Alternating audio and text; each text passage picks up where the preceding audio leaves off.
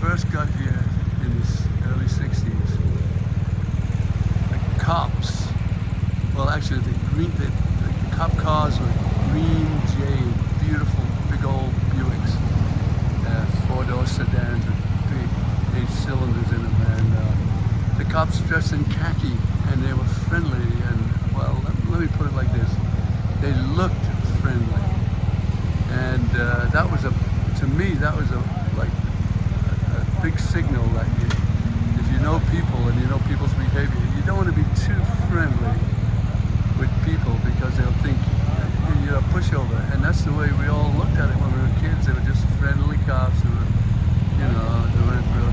And then in the 90s they introduced the authoritative look. That means the black and white. When you see the black and white, it's more like, oh boy, this is not friendly here, this is like authority, and that's what it takes to really keep the bad guy out. More than likely, it's not just the bad guy, it's the silly guy who just thinks he's going to do something silly. When you see that black and white symbol, that's a whole different ball game. It's like one of authority, and that's it.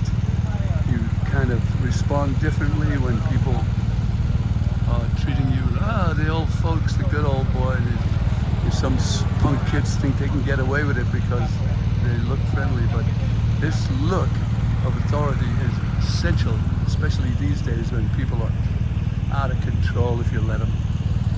And even the Romans knew that the worst thing you can have is not a corrupt leadership. Yeah, all of that's bad. Bad cops, bad government. Yeah, but the worst thing you can have in a society is an unpoliced populace, which means if the populace gets out of control,